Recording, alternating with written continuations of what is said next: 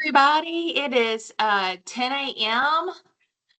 We'll let a few people start getting in, and we'll give it another minute or two to let folks in. I know y'all are all kind of maybe a little tired from all the assessment emails I've been sending out the last couple of days, but I'm sure all of you are done and you feel good about it, and we're all excited about your assessments being complete, right? Yes. And if you haven't turned it in, get it in. So you'll be hearing from me later if you haven't already.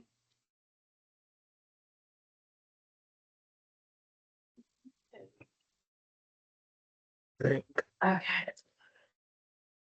That's it. Good morning, everyone. Good morning, Winston. Yeah, Elena, I went over to check out the loading for the car.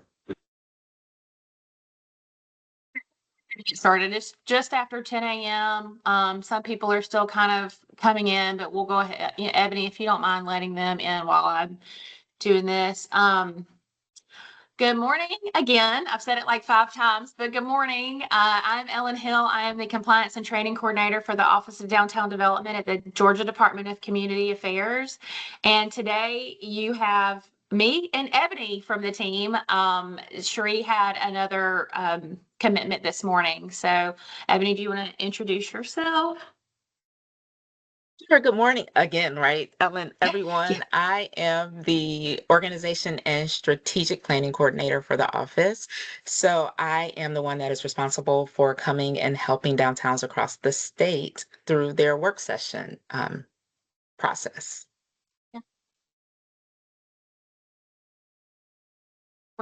To start a new year with y'all. Happy January, happy assessment day. I just wanted to welcome everybody here. And I know I see like several of our DCA regional reps on the call. If y'all want to say hey and speak up, I'll give you a moment to say hello. I see Good morning, Karin. everybody. Hey, yeah, go ahead.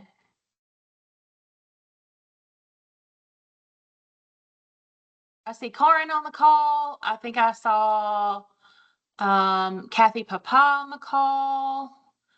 Tracy's on the call. Yeah. Tracy, Region 3. Hi, guys. Hey, Tracy. Good morning, everyone. So if you don't know your regional rep, you should get to know them. They are the first line of defense when it comes to DCA programs. So if you ever have a question that is beyond downtown development, certainly get to know all of your regional reps and reach out to them if you have questions. Do we have anybody from GDA on the call? I don't think Jason's on the call. I was just looking through the list. Yeah. Hey, Andy. Hello. Good morning, everybody. We don't have a ton of updates, but I know invoices went out, membership invoices. So please make sure that you guys are checking on those. And then if you would like to add more people onto your membership, we do have that option now. So if you want to add your entire board or other city staff, if you would like to do that, please let one of us know or shoot Renee an email. We'd be happy to take care of that for you guys. But we're excited for a great year. Yeah. Awesome. Thank you, Andy. So we're just going to jump right into it today. As y'all all know, like we usually try to have some sort of training component to Coffee and Conversations every month. And today we are happy to bring on Alnori Gutleg. She is the Associate State Director of Community Engagement and Outreach at AARP. She is pretty new to the team. She joined the team in November and brings over a decade of experience to driving community engagement, health equity and civic participation initiatives across Atlanta. And she has had really great experience in other nonprofit work. She was with the American Heart Association, and she also represented some Asian American, Native Hawaiian, and Pacific Islander communities in the South at a national health forum. So she has lots of nonprofit experience.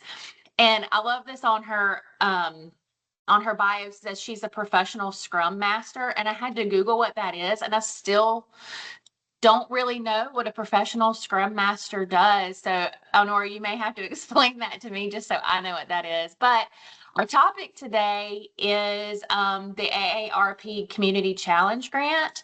And I don't know that much about it. I know that they improve public spaces, transportation, housing, connectivity, when they're focusing on the needs of people who are of retirement age, 50 and older across the nation. So I'm going to pass it over to Alnori and just let her kind of give us a great overview. If y'all have questions, please don't hesitate to put them in the chat or raise your hand, and we'll just get started. So I'll pass it over to you. Thank you, Ellen. Yeah. Hi, everyone. Happy New Year. Happy to be here.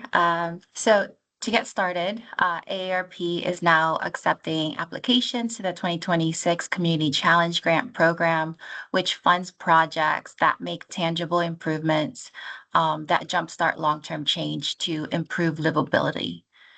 So for our agenda today, briefly, so what is the AARP Community Challenge? Overview of the 2026 Community Challenge Program, and also some of the previous Georgia-funded projects. So AARP Livable Communities supports the efforts of neighborhoods, towns, cities, and counties nationwide to become more livable for all. We believe that communities should provide safe, walkable streets, affordable and accessible housing and transportation options, access to needed services, and opportunities for residents, especially those age 50 and older, to participate in civic and community life. AARP has offices in every state, the District of Columbia, Puerto Rico, and the U.S. Virgin Islands, and we are working with local leaders in more than 1,000 communities that are part of the AARP network of age-friendly states and communities.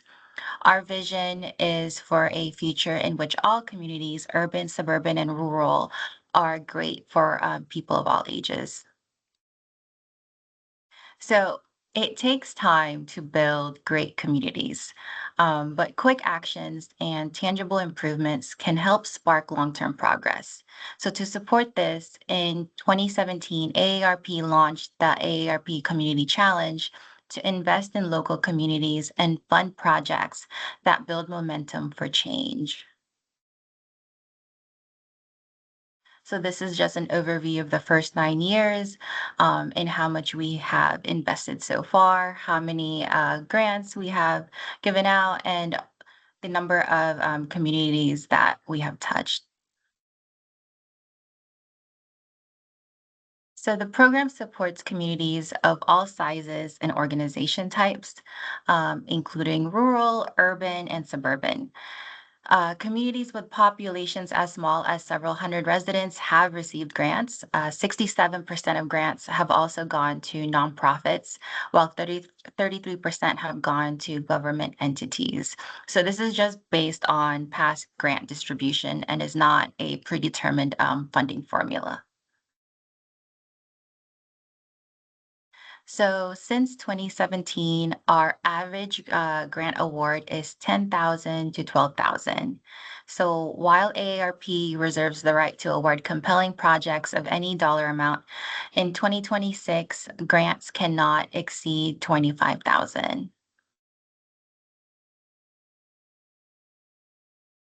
The AARP Community Challenge focus on tangible installations, community engagement, and the quick action timeline help grantees fast track ideas and replicate promising practices.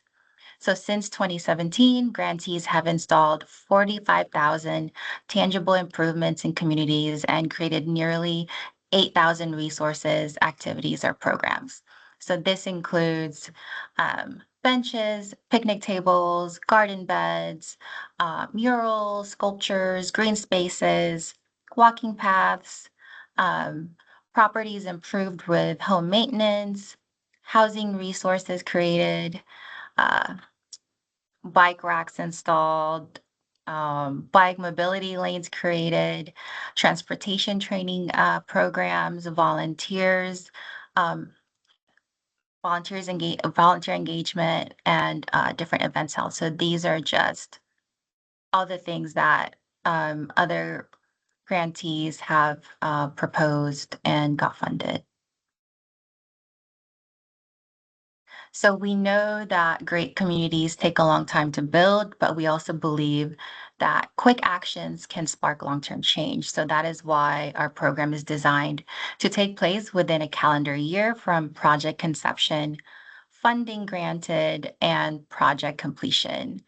So speaking of timeline, this is the timeline for this year. So March 4th is when all applications are due by 5 p.m. Eastern Standard Time. By May, all applicants will be notified of their status by email.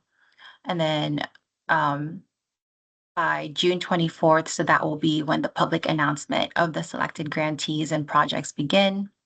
And then December 31st is the deadline for the after action reports. So for 2026, the AARP Community Challenge is accepting applications across 3 different grant opportunities, which are the flagship grants, capacity building micro grants, and demonstration grants. So flagship grants continue the successful Community Challenge Grant Program, which first launched in 2017. So these grants offer a broad opportunity for communities to apply for funding and to be creative across these categories. So public spaces, public places, transportation, housing, digital connections, and disaster resilience. Flagship grants have ranged from a few $100s for smaller short-term activities to $15,000 for larger projects. Since 2017, our average grant amount is between $10,000 to $12,000.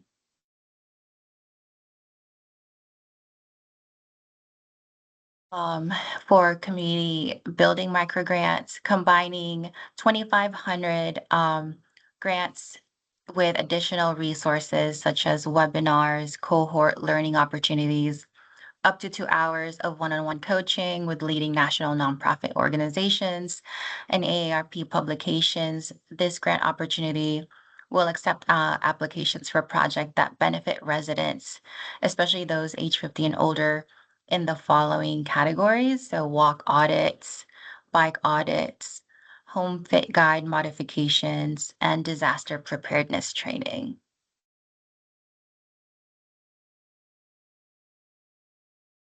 For demonstration grants, this opportunity funds projects that encourage replication of promising local efforts. So grants tend to fall between 10 to 20,000 and will not exceed 25,000. This grant opportunity will accept applications for projects that benefit residents, especially those 50 and older, in the following categories. So pedestrian safety, improving the safety of streets and sidewalks, high-speed internet, increased broadband access and adoption, housing design competitions, so promote understanding and implementation of housing policies that support a variety of community needs.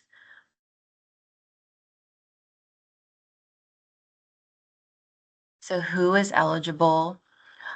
Who or what is eligible? The program is open to 501c3s, 501c4s, and 501c6 nonprofit organizations, government entities, and other types of organizations considered on a case-by-case basis. AARP Community Challenge Grant may be used to support 3 project types. So these projects will be prioritized over those that support ongoing programming or events. So permanent physical improvements in the community, temporary demonstrations that lead to long-term change, and new innovative programming pilots or services.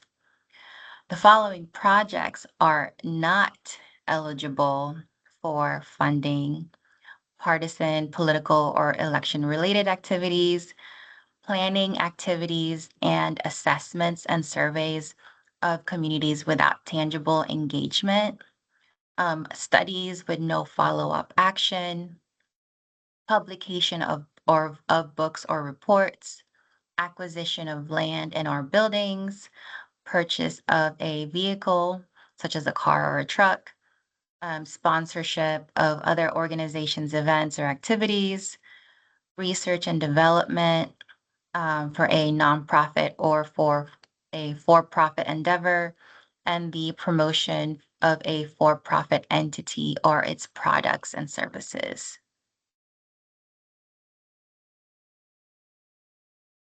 So eligible projects will be assessed on impact, execution, and innovation. So for impact, which is going to be worth 60 points, the project demonstrates strong potential to create meaningful change by addressing community identified needs aligned with livable community priorities, particularly those of people age 50 and older.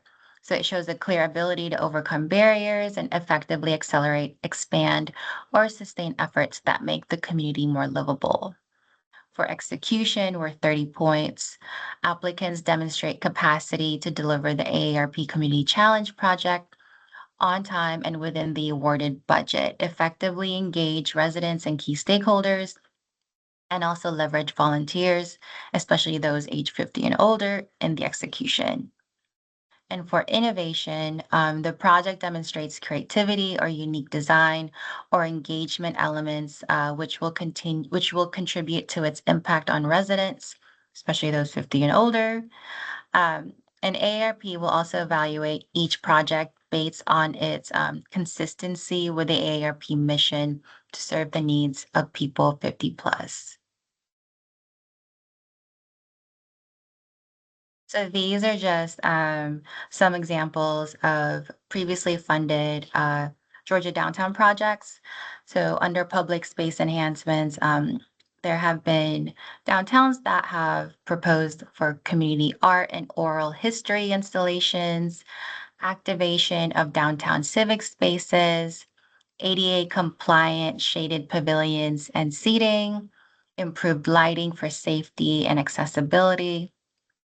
Under housing stability and outreach, we have community-based outreach, connecting residents to housing resources, access to property tax relief and housing affordability programs, education and navigation to support navigation support to help residents age in place, and also reduced displacement risk by supporting aging in place.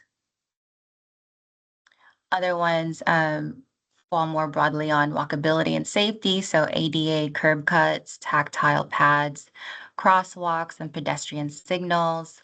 There have been some micro park with benches, swings, and footbridges. And then for more of the art placemaking and mobility, artist designed bike racks, and also biking access support to downtown parks, trails, and businesses. So this is link for and I'll be sending a PDF version of this presentation afterwards. So all all applications must be submitted through aarp.org dash or slash community challenge by March 4th. All applications must be completed through the online portal. No email or mailed applications will be accepted. And also there is an upcoming webinar on Tuesday, January 27th. So they will be going over the same information that I just went over, but this is more by our national team who oversees the Livable Community program. And additional questions. So questions regarding the 2026 Community Challenge can be directed to communitychallenge@aarp.org. However, we cannot provide individual feedback regarding an application. So everything discussed here today and much more can be found on the Community Challenge website at aarp.org/community challenge. And to hear more news about the program and all things livable, you can sign up for the free AARP Livable Communities e-newsletter, and it will also provide updates on the challenge grant itself. And there's a QR code that you can scan And that's it. Thank you so much. So, again, I work for the Georgia State office, so I won't be able to answer like technical questions regarding the application and this grant, just because it's our national team who runs it and they oversee um, the the the okay, so our office will take in the Georgia applicants, and we have a review committee made up of volunteers, and then the review committee submits our recommendations to the national team, but the national team is ultimately who chooses the projects that get funded. So that is our role in this process, but everything else related to this grant is our national team.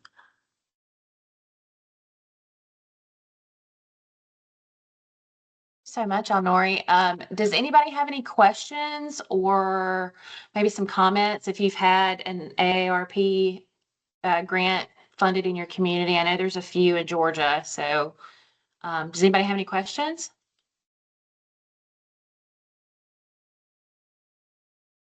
No. So just to note, this year, we are trying to double the amount of grantees that are funded, just because we've had more funding available for it. So we have 8 million, I believe, to fund nationally. So we are hoping to fund more projects for Georgia. Last year, I believe 9 projects were funded for the state. So for this year, we are hoping to double that number. I have a question. Can you hear me? Yes. Go ahead. Yes. Okay, thank you. Okay, so I know that you mentioned installations, like for instance, outdoor furnishings. But if we need to have a design created for like a pocket park, um, will the funding cover like an engineering design? So that is more of a technical question, and unfortunately, I won't be able to give you an answer, but please feel free to direct that question to the Community Challenge email address. Okay, great. Thank you. Abigail. Yes, I was just gonna say Noonan was a winner of this grant in 2019. And so Lisa, we did use the funds. Granted, this could have changed since then, but we did use the funds for a design for our Carnegie Thompson alleyway. So we brought in a Team Better block, and it was a placemaking master plan for that particular alleyway project. And then of course we use those funds for that, and then we have since gotten other grants to fund the actual work for the alleyway. But like I said, some things could have changed in them, but that's what we did use it for. Yeah, and one thing to mention, if anybody has been through our in-person Main Street 101 recently, you've seen Noonan's project with their alleyway, because we use that as an example of good planning and then the investment that comes after the investment from the AARP Challenge Grant, and how that transformed not only that alley that was kind of gross and smelly and yucky, but that people wanted to invest in their buildings once that project was completed by the city. So they're a great shining example of how this works, how, there's a great impact of the community and how much more investment it came from just a few dollars from these grants. So if you, I'm sure Abigail will be happy to speak on, like, if y'all have questions specifically, offline or something. So does anybody else have any questions or comments? I know I was going to give a few examples. That was a perfect example, Abigail. Thank you for what has been used locally in the state. But I know a few other communities, just from a quick search that we did, Macon-Bibb County did transformed a vacant lot near the Spirit of Macon, or did the Spirit of Macon Park. So I know that they have one, and I'm not sure if Emily, you had anything to do with that. I know that Albany did some garden, like raised garden beds and accessible seating in their community. Athens has used it, for like public space improvements. So City of Madison used it for another like a local sidewalk project. So there are several communities that are on this call right now that have used this, and you know, I'm sure y'all could reach out to any of those communities and they could speak on them. And I just saw Emily made a comment in the chat too. Yeah. She said the park's really great. Macon Transit Authority did that. So it's not necessarily that the city or that the Main Street program has to apply for it. Another partner in town can do that, and y'all can just pass along this information if they have something that, they want to do. So these are wonderful projects, and I, highly encourage everybody, if you have something going on, to certainly, consider applying for these grants. Fernanda, do you have a question? Yes. I know, for example, the T-Mobile grant, if I'm not mistaken, if an organization within your community applies, no one else can down the road. Is that something with this grant as well? No, so it doesn't look into that. And if you were a previous applicant, you can, I mean, a previous grantee, you can reapply. So, yeah. See? Yeah, hey, I'll just say that to all of you in any of your communities, I'm a senior on the call, and if you use these funds for bikeability, walkability, and create some connectivity with trails, I will definitely come and use it.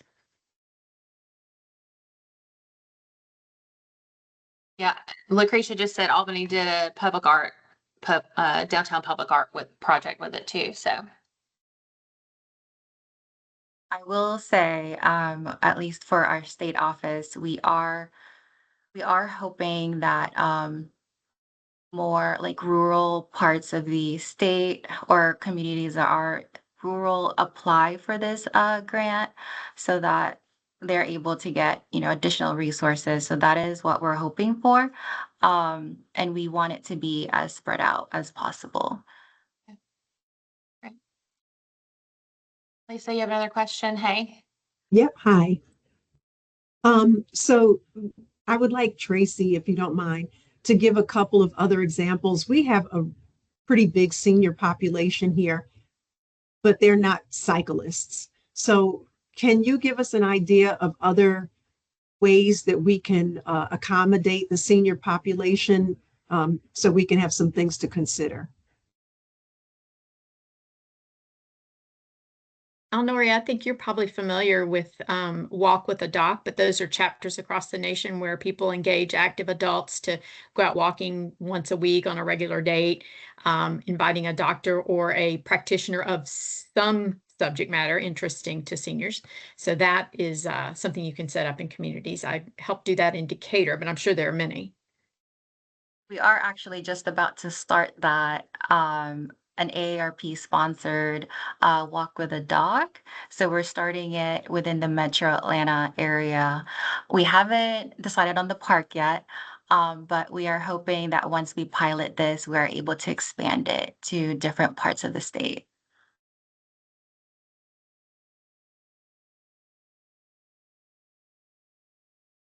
Anybody else have questions or have a comment? Is there anybody on from Savannah, Ellen? I think they have a healthy living chapter that Paula Kreisler used to run. Did the same thing, walks in parks. I don't, other than Ebony that lives in Savannah, I don't think anybody else is from Savannah on the call. I'm looking through the list. Okay. I only eat and sleep here. Yeah. Yeah. The time. Just, Alnori, when you did your presentation, I immediately thought of Elizabeth because during assessments and stuff, she was always a huge advocate of doing audits around your downtown to make sure that the sidewalks are easily navigable for people who have maybe some mobility issues.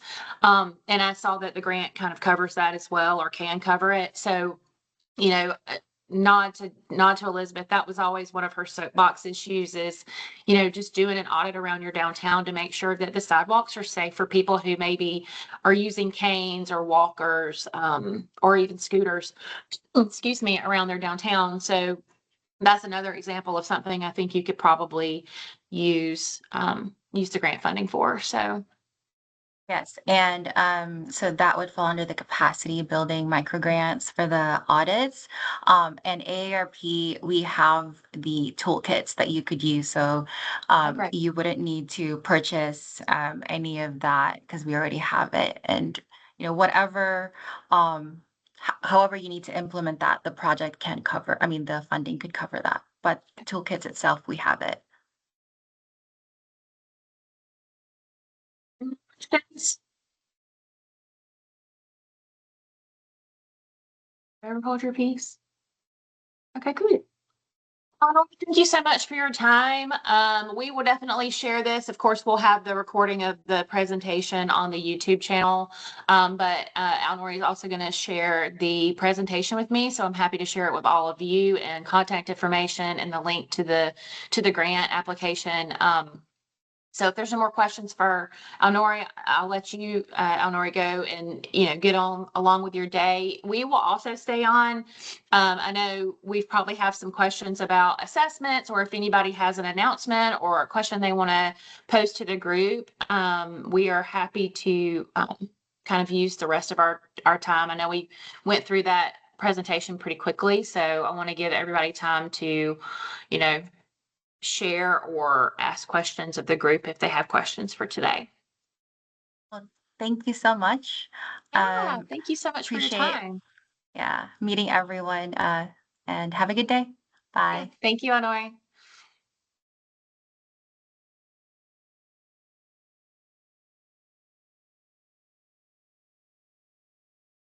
Tracy just shared in the chat that DCA, the Academy classes have been announced for 2026. So if you've not been through the Georgia Academy for Economic Development, that is a wonderful program. And I learned so much when I went through it a million years ago, and it's a little bit different now. But if you have not been through that, I highly encourage you to get involved with the Georgia Academy. They host classes all over the state, and they offer different topics, but it's certainly well worth your time to go to those trainings if you have an opportunity to. Yeah. Does anybody have any questions for the group or anything they want to talk about? Or did everybody have a wonderful Christmas and New Year's and other holidays that happened in the last few months? Ellen, I wanted to talk. I came onto the call a little bit late, but this might have already been covered. But has anybody talked about historic tax credits at the beginning of the call? Okay. So I don't think Taylor's on, but just so y'all know, there's a lot of stuff going on now that we're in legislative session, but there is a bill to support increasing the cap for historic tax credits. And so this is incredibly, incredibly important. So right now, the cap is at $30 million through 2029, and all of that money has been allocated, which means that no new project that would like to use historic tax credits can get them. And that is through 2029. So right now there is a bill to increase the cap from 30 million to 60 million, and it's House Bill 376. And we really this needs to be a huge statewide effort to show how important these tax credits are to our downtowns across the state, because it's not just Macon that uses them, everybody uses them. And this would be, quite frankly, catastrophic if we did not get this cap increased, because that would stall so many projects across the entire state of Georgia, and make a lot of historic rehabs, quite frankly, undoable or not feasible. So I know that GDA is sharing some stuff, or working together, get some letters. We would love for when you see that information come out through GDA, if you could help sign letters and things like that. We'd really love to show how many communities across the state of Georgia this affects, and that it's not just one place trying to advocate for this or benefit from it. That's really everywhere. So if y'all can be aware of that. I know that there was email sent out last year about getting different communities to pass resolutions in support of the tax credit, increasing the cap. So thank you to everyone on this call who did that. That's certainly helpful, but this is going to be a very long, arduous process to get this tax credit cap increased, and we need everybody's help with doing that. So please be mindful of that, and we can send you, whatever you need to do that advocacy in your communities. Great. Thank you, Emily.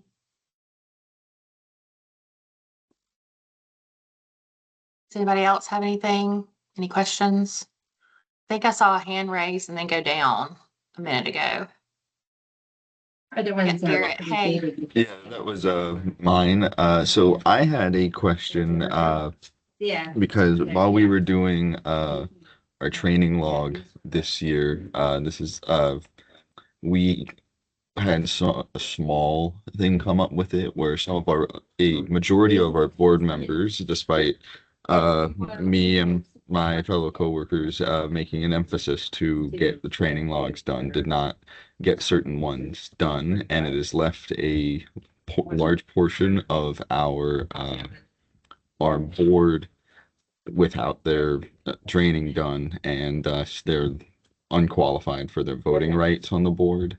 And it was enough to the point where I wanted to ask if about the majority of the board did not take the time to complete the training. How would we handle that for our board if it wouldn't be enough for a quorum if their votes are there? I kind of just wanted to gauge how we kind of handle that and going forward. First things first, for everybody on the call, he is talking about the new legislation that came out this past year regarding development authorities and their training requirements. Garrett, I'll tell you this. I'm not an attorney. Let me just preface that. DCA employees are not attorneys, and so we cannot interpret the law. But from what we understand about this and what we have discussed internally is that legislation only applies to development authorities, not downtown development authorities. And so we instituted, as far as your downtown, like your Main Street accreditation, we instituted the 2-hour rule just because we weren't sure where that legislation was going to go a couple of years ago, but also it's good practice for your board to have 2 hours of training annually. It's nothing. So it will not affect their voting rights per state statute, but what it will do is cause you to have probation for your Main Street accreditation. And if they continue to not train themselves and you do not make that a priority, it can affect your accreditation to get like pulled down from classic to whatever. So just know that it's not affecting their voting rights, but it will affect your accreditation. Okay, I just wanted to make sure, since when I had read it initially, it looked like it was about voting rights as well. So I just wanted to make sure it was clarified, so that way we know what to tell them properly on how to go forward.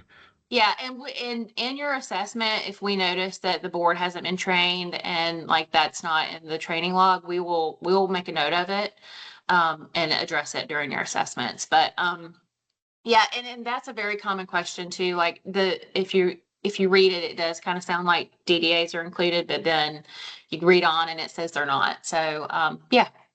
Okay, great. Thank you. Yeah. Hey, Lisa. You're muted. There. Hi, sorry about that.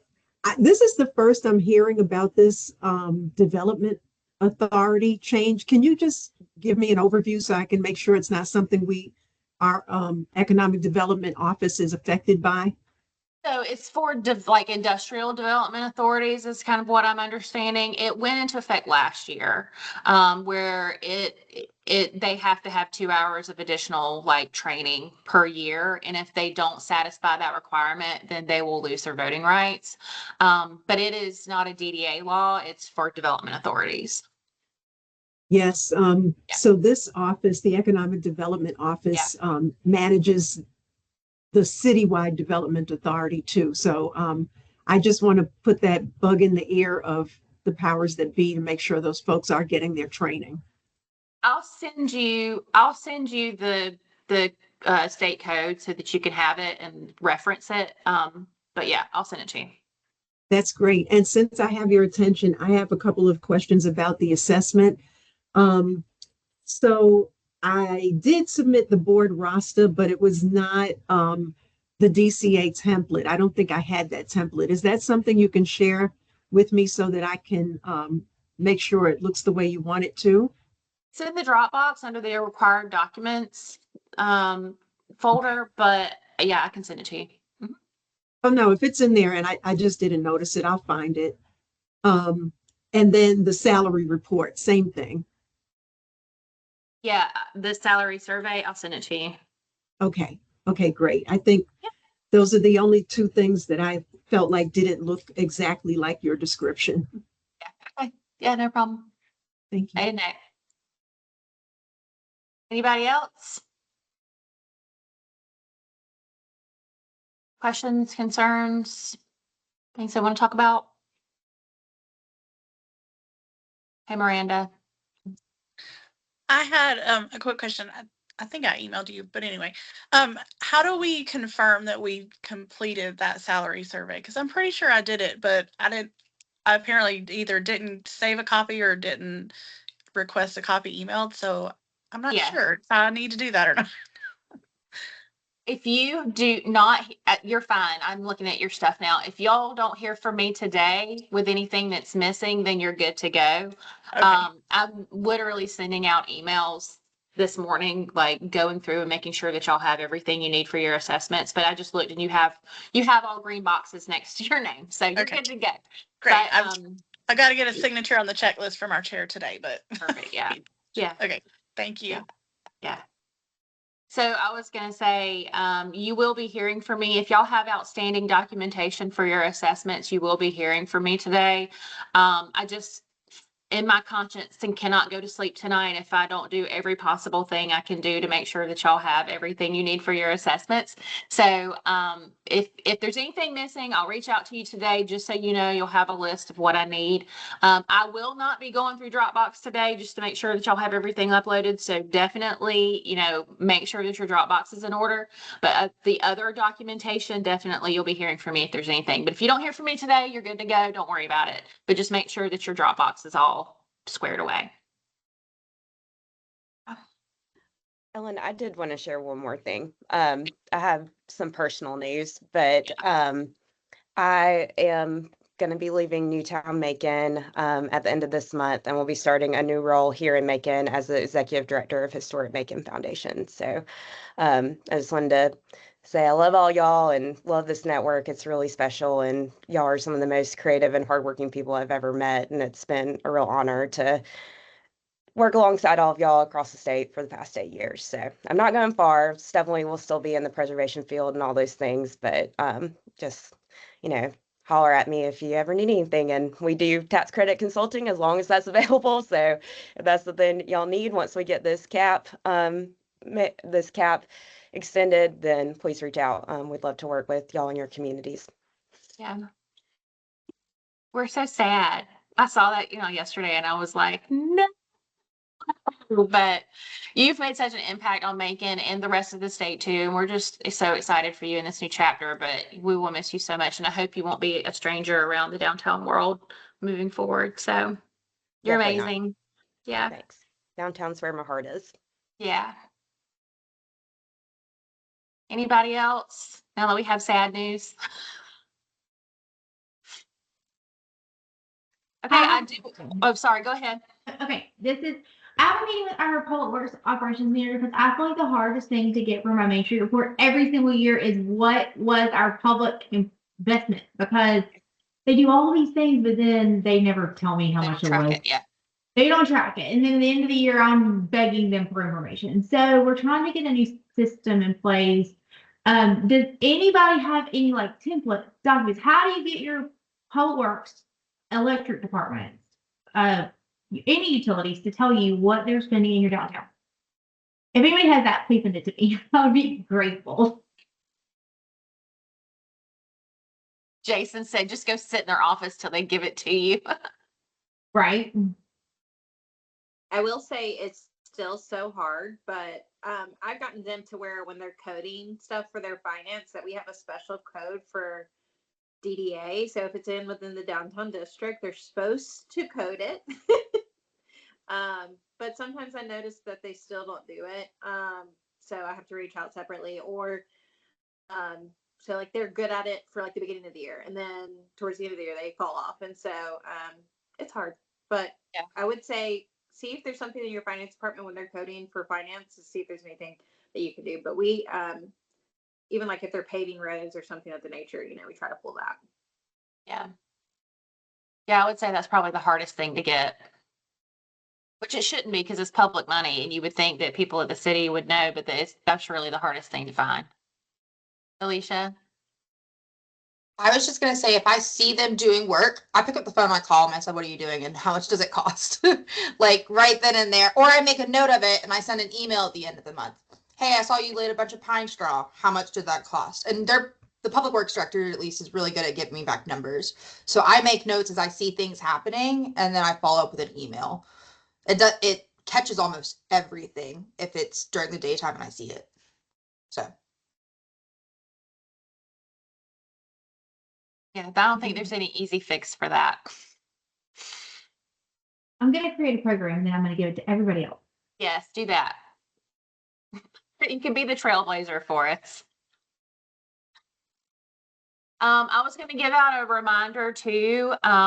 We will actually be in Griffin next week, and registration is still open if y'all want to come to that conflict resolution class that we have next week in Griffin. There's still space available.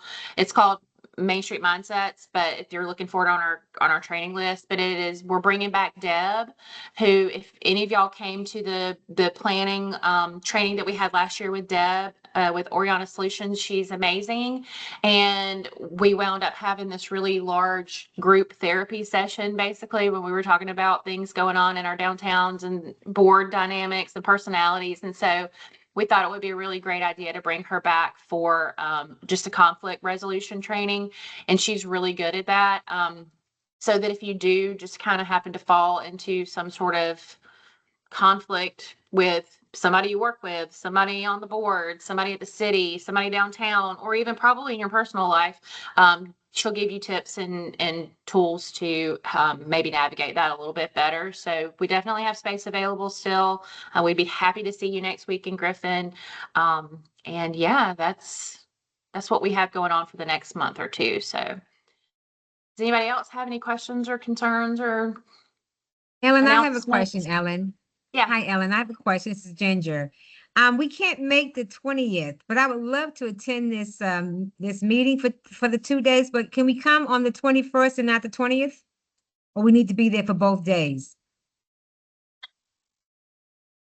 Probably better to come for both days, but if you can't, then maybe just, so the first day is only a half a day. So we're only going to be there from like 1 to 4. 1 to 4. So you're not missing a whole lot, but you're probably going 1 to to miss like 4? the very beginning initial like training stuff. But Okay, it's 1 to 4 that day. I have a meeting at 11:30. Let me see if I can make it. Maybe Tasha and I can come. Well, I'll figure it out. I'll figure it okay, out. yeah, All please right, do. thank Yeah, you. I think it'll be So, wonderful. so it's 1 to 4 on the first day, and what's the second day? 8:30 to 4, something like that on the second day. 8:30 to 4? Mm-hmm. Okay, all right, I'm writing this down. Okay. Ginger, right. she's amazing. Come.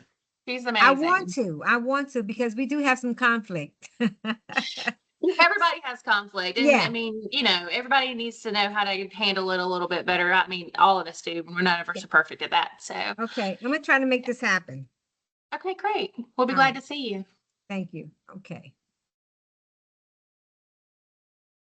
Anybody else? All right. Well, everybody else stick around if you have burning questions about assessments or anything else. Y'all want to talk to us, just kind of not in front of the entire group. We'll stick around. But otherwise, we'll let you have the rest of your day. Thank you all so much for coming. It was a big group today. I'm so excited to see y'all and let's kick the year off on a good foot, huh? Yeah. Y'all have a wonderful day. Thank you. Thank you guys, and thank you for your support. I